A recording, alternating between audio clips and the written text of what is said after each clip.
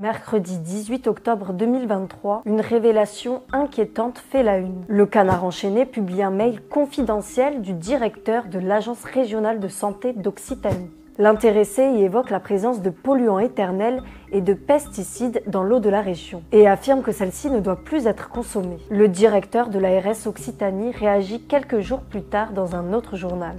Il s'agissait d'un mail interne, n'ayant aucune valeur d'information, qui reprenait une prise de notes personnelle et succincte, et qui forcément, sorti de son contexte, a pu faire naître une inquiétude. Alors, y a-t-il de quoi s'inquiéter? Boire l'eau du robinet est-il dangereux?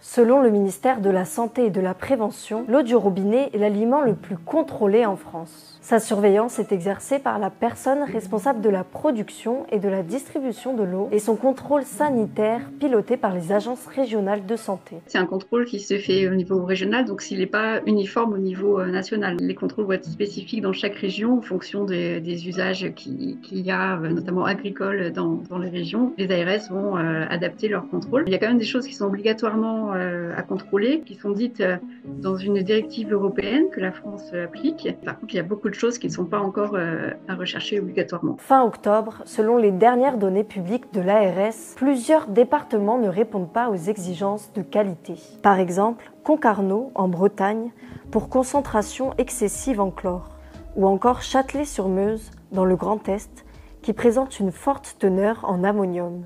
Aujourd'hui, que donnent ces contrôles? Est-ce habituel que la qualité de l'eau du robinet ne soit pas validée par l'Agence régionale de santé? Ça peut arriver, actuellement. Il y a des exemples, par exemple, quand suite à de très fortes pluies, quand la nappe d'eau est contaminée, alors c'est souvent des contaminants biologiques, puisque c'est ceux qui sont à toxicité immédiate, donc des micro-organismes, par exemple, des bactéries, des virus.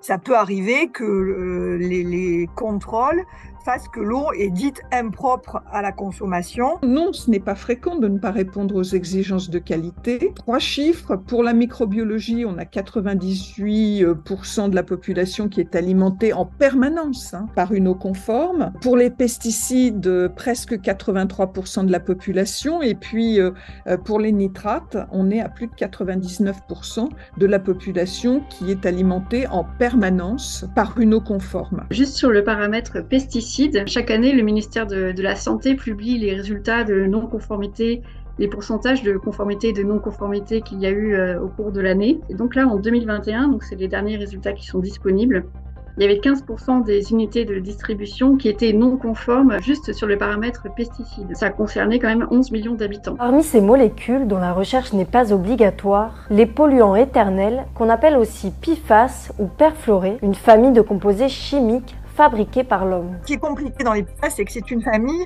qui comprend autour de 4000 composés différents, qui sont des molécules qui contiennent des atomes de fluor et qui ont des propriétés anti-adhésives, imperméabilisantes. Ils ont beaucoup été utilisés notamment dans l'industrie textile, qui résistent très bien à des fortes chaleurs. Et donc, c'est des composés qui sont utilisés de façon massive dans l'industrie depuis à peu près la fin des années 50. Les PFAS sont très résistants dans l'environnement, d'où leur nom de polluants éternels. Outre leur impact environnemental, ils auraient également des conséquences sur notre santé. Il y a des effets sur la santé qui ont été retrouvés dans énormément de publications. Ça va des effets des troubles du métabolisme, des effets cancérigènes, des effets sur la reproduction, des effets sur le système immunitaire. Ce sont les effets sur le système immunitaire qu'on va retrouver aux plus faibles doses. Donc aux plus faibles doses, on parle de l'ordre du nanogramme par litre. Ces substances peuvent avoir des effets. Le premier effet qui est retrouvé, c'est une diminution de l'efficacité de certains vaccins. D'ici 2026, selon une directive européenne, un renforcement des mesures de contrôle de ces substances présentes dans l'eau potable est attendu. Certains territoires sont déjà concernés par de telles mesures, comme la région lyonnaise. Pourquoi renforcer ces contrôles ?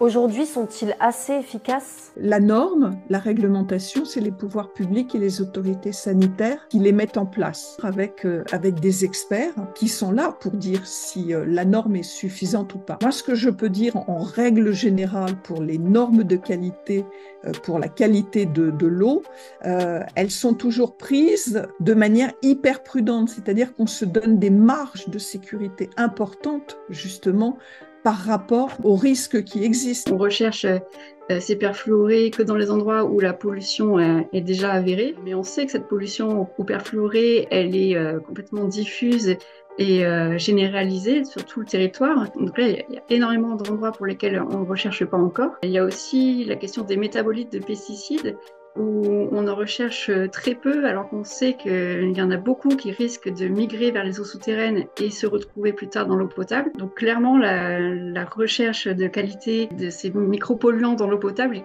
totalement insuffisante.